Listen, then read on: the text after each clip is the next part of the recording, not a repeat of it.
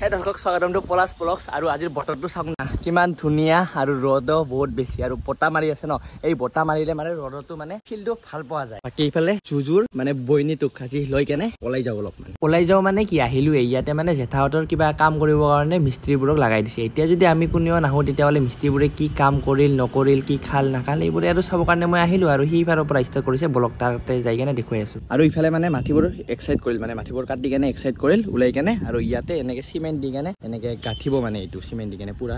ইফালে চাওক ইফালে কৰা নাই বৰ্তমান আৰু এইখিনি কালি কৰিল মানে কালিৰ পৰা আজিলৈকে এইখিনি হ'ল আৰু মানে পুৰা একদম ইফালেও কৰিব বাকি আছে ইফালেও কৰিব বাকি আছে বহুত কৰিব বাকি আছে চাওক আৰু এইটো কল দংকল এইটো মানে এইটো আমাৰ ঘৰৰকে অলপমান দূৰত হয় যদি আমি কোনেও যদি ইয়াতে নাহো তেতিয়াহ'লে কামবোৰ অকণমান মানে লেট হয় মানে এতিয়া যদি মানে আমি আহো তেতিয়াহ'লে অকণমান মানে কামবোৰ অলপ ফাষ্ট হ'ব সেইকাৰণে মানে আমি অলপ আহিলো মানে চাবৰ কাৰণে কিমান দূৰত আগুৱাইল কামটো কিমান দূৰত আগুৱা নাই বৰ্তমান এইবোৰতো কালিয়ে কাম চলি আছিলে আজি ইমান এটা চলা নাই এইটো ৱালটো মানে আগতে আমি আহি কেনে মানে ইয়াতে পানী মাৰি গৈছো তেতিয়া মানে জাষ্ট ইটাবোৰ দিছিলে তো সেইকাৰণে মানে পানী দিব লাগে তো আমি আহি কেনে দিল্লী পুৱা আহি পুৱা বা ইভিনিং এনেকে আহি কেনে সেইটো দমকলৰ পৰা ইয়াতে এনেকে পানী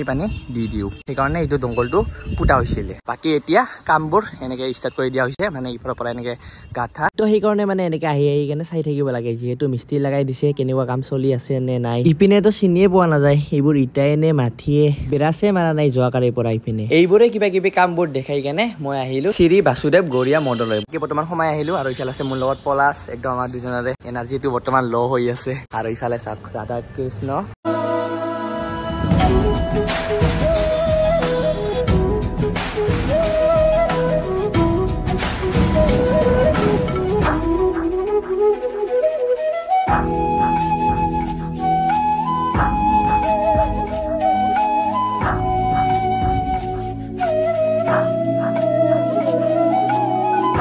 আৰু এইটো মন্দিৰৰ বেক সাইড বৰ্তমান কিবা কাম চলি আছে ইয়াতে বিল্ডিঙৰ ইয়াতেও চাগে মন্দিৰৰে কিবা কিবি কৰিব তো ইয়াতে মন্দিৰৰ কাম চলি আছে আৰু ইফালে চাব পাৰে একদম পুৰা ৰাধা কৃষ্ণৰ মানে এইটো মন্দিৰ আৰু ইপিনে মন্দিৰৰ পূজাৰী বাবা আছে তো বাবাৰ পৰা অকমান কিবা এটা জানিব ট্ৰাই কৰো মন্দিৰৰ বিষয়ে আপোনাৰ প্ৰথম আছিল আপোনাৰ এই মাজিগৰ মাষ্টাৰ আছিল মাষ্টাৰ আগত ইয়াতে বাসুগতে আছিল তাৰপৰা বাসুৰ পৰা ৰাণী তাৰ লৈ গ'ল আপোনাৰ বিদ্যাপুৰত তাতে হেডমাষ্টাৰ হ'ল এই হেডমাষ্টাৰে আমাৰ এই গৌৰীমঠৰ বিখ্যাত হ'ল বিখ্যাত মানে এই মন্দিৰ প্ৰতিষ্ঠা ব্যৱস্থা ইয়াত আছিল আপোনাৰ আমাৰ ৰাজবংশী মানুহ পাৰ্বতী বৰুৱা এই মাটিটা দান কৰিছে এতিয়া মানে বহুত কষ্ট কৰি এই মন্দিৰটা বনাইছে আৰু বহুত জাগা পড়াশোনা কৰি বছৰ কৰি বহুত পড়াশোনা কৰি বনাইছে আজি কথা আজি আপোনাৰ 7 বছৰমান হ'ল আৰু 1 বছৰ 7 বছৰমান হ'ল মন্দিৰটা এটা হৈছে আপোনাৰ এটা হলো বাৰাঞ্চ মঠ আৰু এটা হ'ল আমাৰ সেইটো হৈছে নৱদ্বীপ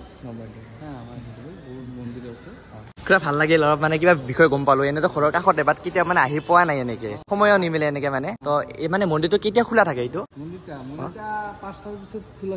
থাকে আৰু এনে 12টাৰ আগত খোলা থাকে 12টাৰ আগত খোলা থাকে 12টাৰ পিছত ভগৰা হয় ভগৰ ৰাজভোগ হয়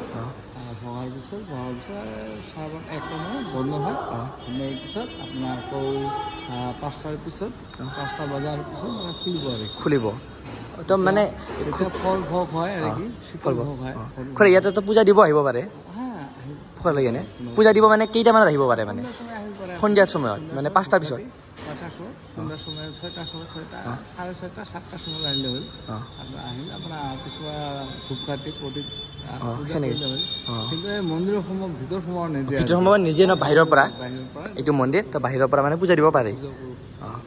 এটা আপোনাৰ আছে পলাশ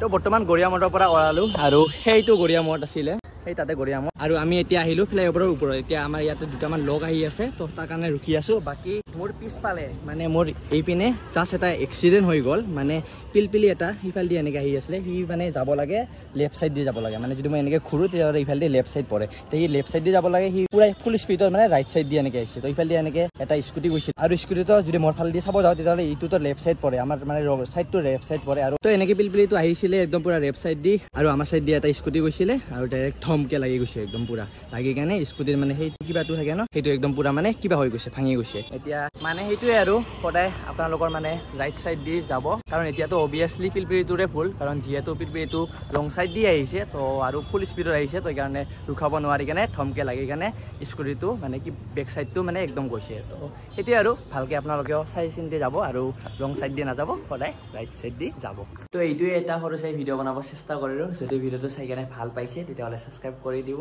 দিয়ক বাই বাই